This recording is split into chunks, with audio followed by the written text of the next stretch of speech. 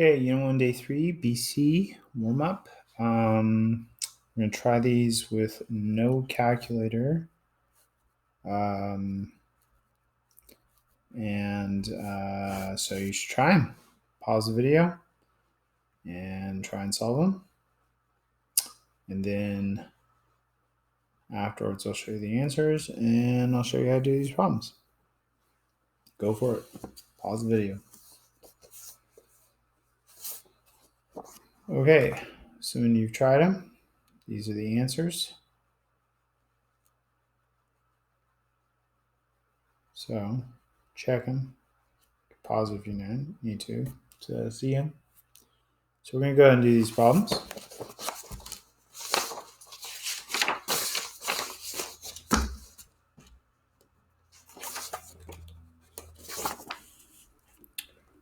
So first one, generally I try to avoid cross multiplying with rational equations, rational inequalities when there's variables in the denominator, just because potentially you lose answers or you miss important things. So usually my strategy is move everything to one side equal to 0, which is kind of my strategy for solving a lot of equations, and then combine them together with the least common denominator. Because potentially, if there's anything in here that makes this division by 0 and you cross multiply, you're going to lose that, and you're going to totally miss that. And that can be important. It could either give you answers, it could make certain values not possible of being answers. I'm going to distribute this -2.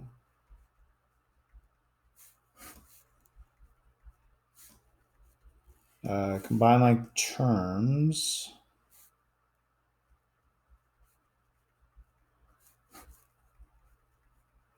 Factor it. So we take a -2 out, and that would be x squared minus 9. A little nicer to work with. Right at the bottom like this. So we could factor it. X plus 3, x minus 3 on the top. And the bottom, well, if you factor the bottom, set equals 0 and solve it, you get x squared equals -1, squared both sides, plus or minus x equals plus or minus I. So technically, you can write x minus I, x plus I. But those are imaginary, so we really aren't going to put those in our answers. And the ones on top are 3 and -3. So the answer is just going to be -3 and 3. I mean, technically, negative I and I are answers, but we're not going to deal with them right now.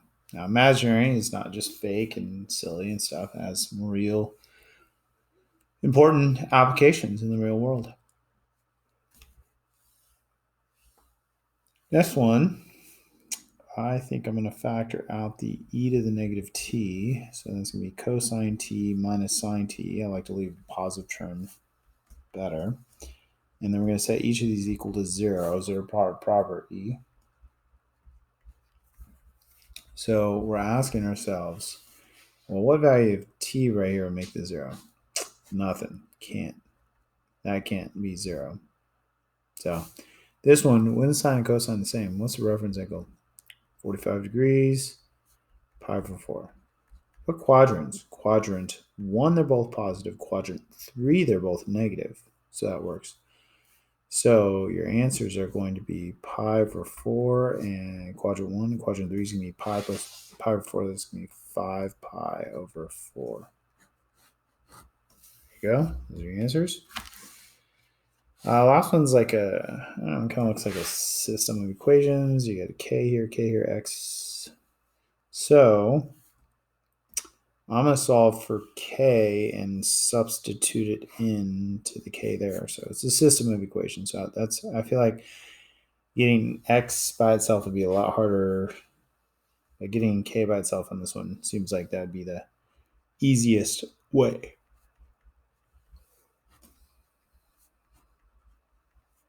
So there's k. So we're going to plug that into the other equation where we see a k. So it's called substitution. So negative natural log of x over, I'm going to write this x to the to the 1/2 over 4x to the 3/2 plus 1 over x squared equals 0.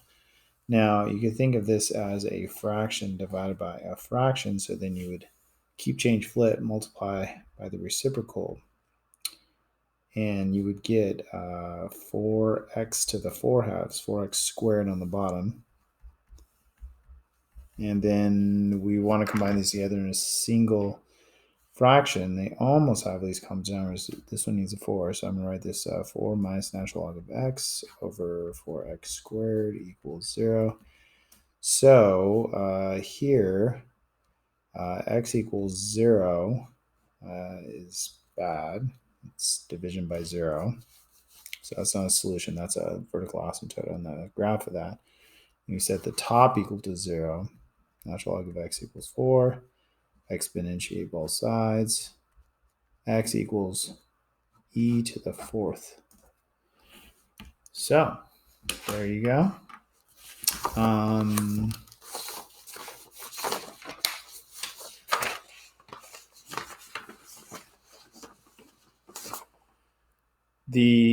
don't know, either you might on the back of this have, or I might have put it on the back of the syllabus a couple days ago, the success in AP Calc. So I'll go ahead and talk about that now.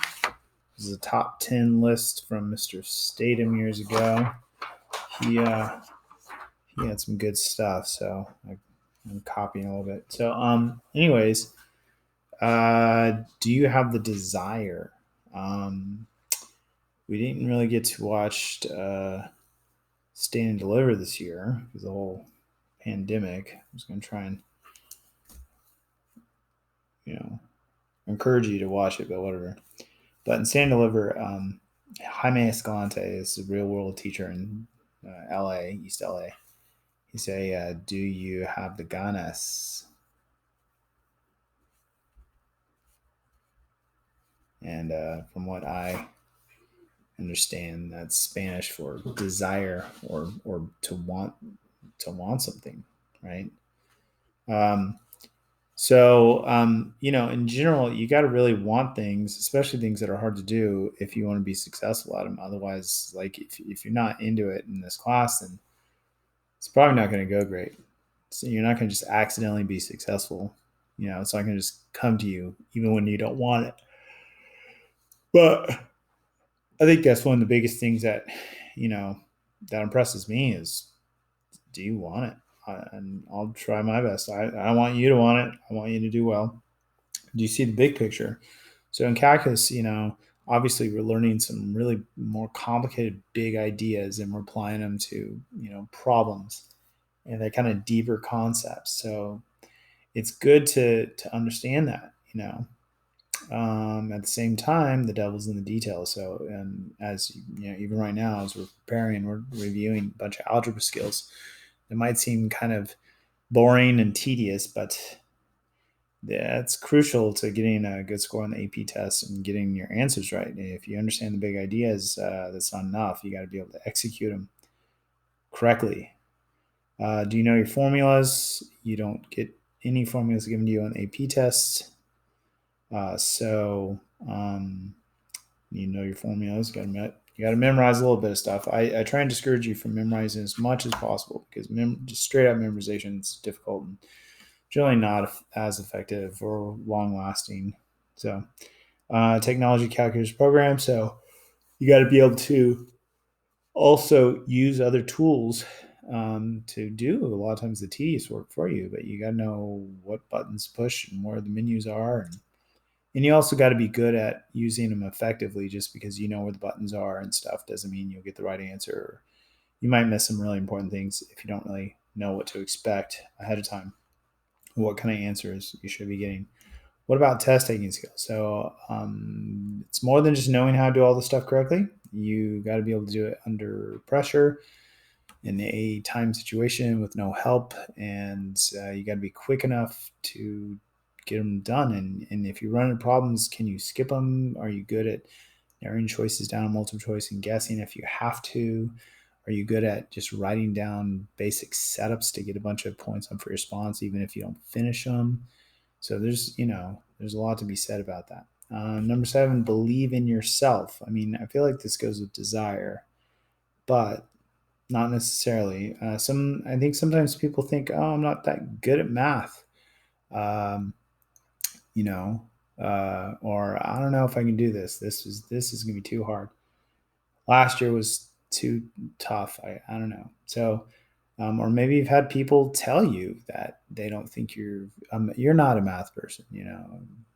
Your parents are math people, or I don't know, your brother's better than you are, sister, whatever. But I think it really goes a long way to believe in yourself that you can do this, that you are going to do this. And the power of self prophecy is self fulfilling prophecies are I think there's truth there. If you tell yourself something good's going to happen, then it's more likely it's going to happen. If you tell yourself it's going to go bad, I think it's more likely it's going to go bad. I think you're setting yourself up for one situation or another, and you're going to react to that. Get focused, stay organized. We've got a lot of stuff in here. It's good to be organized. It's good to be on top of your studies. If you put in the time, you'll be fine. I'm definitely giving you lots of opportunities. If you're in my class, I'm going to get you there. I'm going to make sure you're ready. You're not going to be able to avoid it unless you're fine with just getting F in my class or whatever. But if you're in my class and you're showing up and you're trying the assignments, like, you're going to learn everything. I'm going to make sure that you do. So number 10, work together. I always like to think of us as a team. And I think we lost, a little bit of that feeling during the pandemic, but we should attack this together. This is a challenge, not necessarily just an individual challenge. Yes, it is, but at the same time, I want you to feel like that we're all trying to do this together. We're trying to get 100% pass rate. We're trying to get all fives or whatever together. It's a goal. It's a group goal, and I want us to support each other. I want you to feel comfortable asking other people for help, asking me for help. I want you guys to support each other, encourage each other. Part of the great feelings that people have after they take my course is being a part of something where we all did something great. And hopefully you have a lot of fun with it too. So let's go after this together. All right. I'm going to go ahead and go into the note portion for today. And the notes today are going to be on your own piece of paper. After this first unit, I think I'll give you guys a lot more handouts and stuff. But this is BC Unit 1, Day 3, and we're going to look at We're going to look at more inequalities today. So we did some last time. We'll do some more of the same and some new ones. So we'll start with rational inequalities.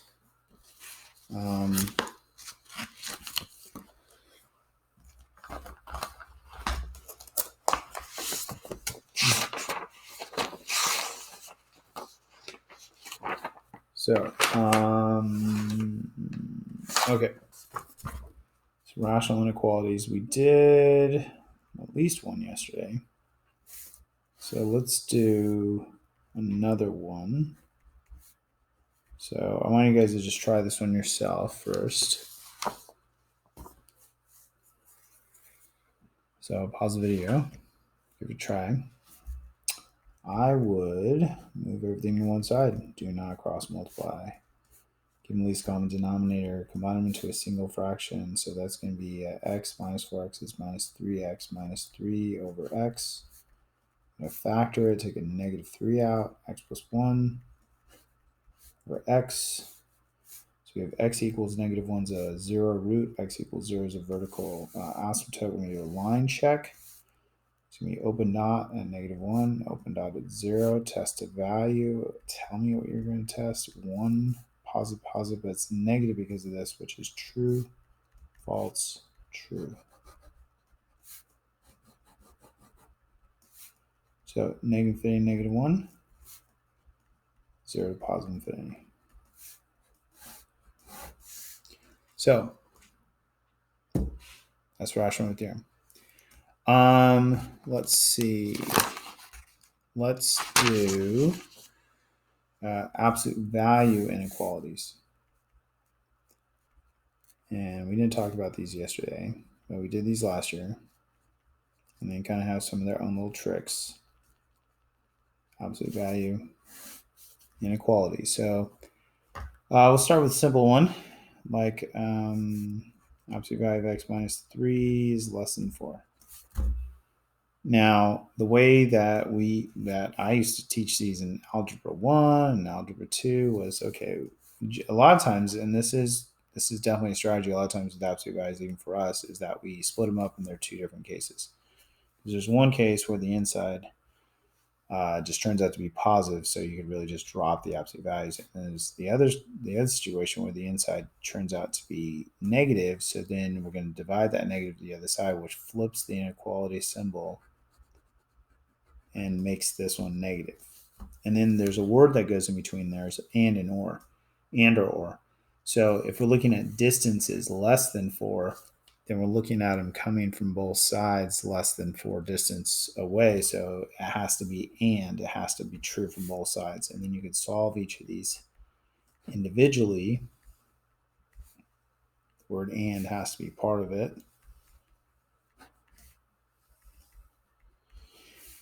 And then, drawing a picture of this, I think always helps. So it's an open circle -1, arrow to the right, open circle at 7, arrow to the left. It's and, so it's where they overlap. So the answer is -1 to 7. So that's the way I used to teach it. And that's fine, that works. But I taught you guys a much faster trick last year, which really helps on some even more complicated ones. And it's based off this idea called the ruler postulate. Says the distance between points A and B are equal to the absolute value of the difference of their coordinates. It's a basic idea. So I'm going to apply that idea here. Okay. And I'm going to say, all right, generally absolute values are distance from 0 on a number line. Okay.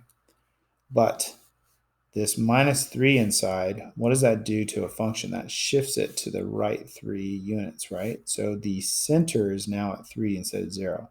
And then we're saying we want distances that are less than 4 away. So we're going to go 4 away this way, 4 away this way. Doesn't matter if it's positive or negative. They're going to be dots.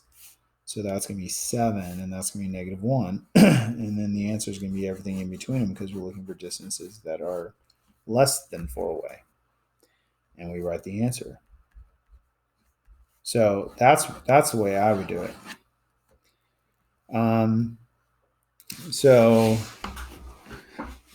we can use that even on some more complicated problems like this one.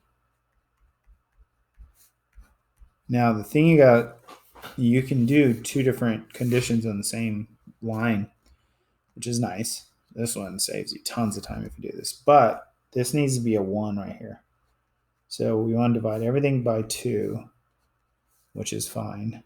And this gets divided by 2. So it's 1 less than or equal. We didn't get rid of the absolute values. X minus 7 halves less than 4. So you want this to be a 1x. Otherwise it messes things up, possibly. So 7 halves is the middle. And then we're going to go 1 away in each direction. And then we're going to go 4 away from the middle in each direction. Now these are going to be solid dots. So if you add 1 to 7 halves, that's 9 halves. If you take away 1, that's 5 halves. And if you add 4, that's 15 halves. If you take away 4, which is 8 halves, you get -1 half. And we want everything that's more than 1 away, but less than 4 away. the same time. More than 1, less than 4. More than 1, less than 4. So your answer is -1/2, 5 halves, 9 halves, 15 halves. Interval notation, super fast. Doing it the old way would be a nightmare. They give you the same answer eventually, but it would just be hard. Okay, here's another easy one. So ruler postulate, middle's at -3. We're going to go 2 away in both directions. These are going to be open dots, -1, -5. We want distances more than 2 away. More than 2 away. -3, -5. -1 to positive infinity. Okay, you guys remember that from last year? And I got 1 or 2 more special cases. So if you have 2 absolute values, then we kind of change our strategies. Because I don't know, it's the whole center. There's now 2 different absolute values. So strategy here is based off this idea that, like, okay, what if you took the absolute value of 3 and you said, well, it's less than the absolute value of 4. And I said, well, what if you square both sides? Would that still be true? Would that still? Yes, that would still be true. So we're going to base off that. And squaring both sides, what it does is it allows us to get rid of the absolute values, which is part of the challenge here, is dealing with these absolute values. So squaring both sides would allow us to do that. So you get x squared plus 6x plus 9 less than x squared plus 4x plus 4, and the absolute values are gone. And this should still be true. So now you might want to get everything on the same side because you're going to do a polynomial inequality. Unless the x squares just drop out, then I'd probably just try and get x together by itself, move all the other stuff to the other side. You don't need to do a line check.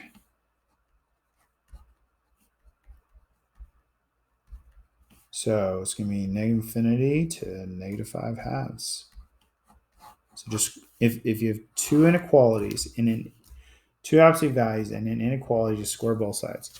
Now the other situation would be if you have absolute value of x plus 3 equals the absolute value of x plus 2. This is a different situation. Okay. Now in this one, there's technically 4 cases that you would have to break it up, because you have to say this equals this without the absolute values, this equals the negative that, this equals the negative that, the negative this equals the negative that. The problem is that 2 of them are redundant. This equals this, and the negative this equals the negative this. That's the same thing. And this equals the negative that, and this equals the negative that. That's the same thing. So really just going to boil it down to 2 cases. And so we're going to just set the insides equal to each other, and then we're going to set the one of them equal to the negative of the other. It doesn't matter which one you do. And then that'll be it. Like, then you can solve it. Now, squaring both sides would work, but it's going to make it a lot harder than it needs to be. This is way easier to solve. Now, by the way, I picked a bad example, I guess, because this just doesn't have any solutions. I just did off the top of my head. This one I think will.